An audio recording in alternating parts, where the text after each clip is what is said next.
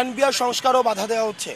দেখেন, আমরা আপনাদেরকে বলতে চাই, যখন 5ই আগস্টের জুলাই গণঅভ্যুত্থান চলছিল, আপনারা কিন্তু কালো ব্যাজ ধারণ করে শেখ হাসিনাকে সমর্থন জানিয়ে আপনারা অফিস করেছেন।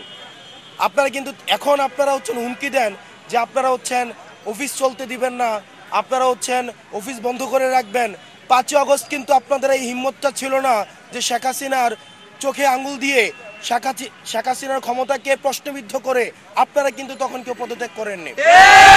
আপনাদের একজন কর্মকর্তা কর্মচারী বাংলাদেশের স্বাধীনতা পরবর্তী সময়ে আমাদের যদি অসহায় দুর্ভোগের রেজিমেন্ট হিসেবে পরিচিত হয়, সেটা হচ্ছে সচিবালয়, এবং দুর্নীতির আতুরঘর হিসেবে পরিচিত হয়, সেটা হচ্ছে এনবিআর।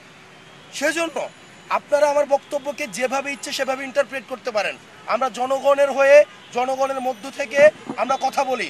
আপনারা 5ই আগস্ট পর্যন্ত আমরা কঠিন ভাষায়, শক্ত ভাষায় বলতে চাই, 5ই আগস্ট পর্যন্ত আমরা দেখেছি যদি হাসিনা না পড়তো, যদি ফ্যাসিবাদ সরকার টিকে যেত, আবার ঠিক কিন্তু আপনারা এই ফ্যাসিবাদী সরকারের পদলেহন করে, এই আওয়ামী লীগ সরকারের পদলেহন করে কিন্তু আপনারা আবার চাকরি করতেন।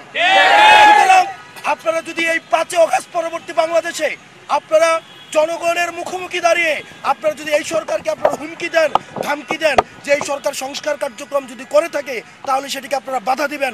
আপনারা মনে রাখবেন, এই জনগণ আপনাদের বিকল্প খুঁজে নেবে। আমাদের জীবন থাকতে আমরা স্পষ্ট ভাষায় বলতে চাই, হাসনাত আব্দুল্লাহ বেঁচে থাকতে, বাংলাদেশে লক্ষ লক্ষ হাসনাত আব্দুল্লাহ রয়েছে, বেঁচে থাকতে এই সংস্কার কার্যক্রমের যদি বাধা বিশেষ করে সচিবালয় থেকে আসে, সেটা কঠোর হস্তে সেটাকে জনগণকে সাথে নিয়ে সেটাকে প্রতিরোধ করা হবে।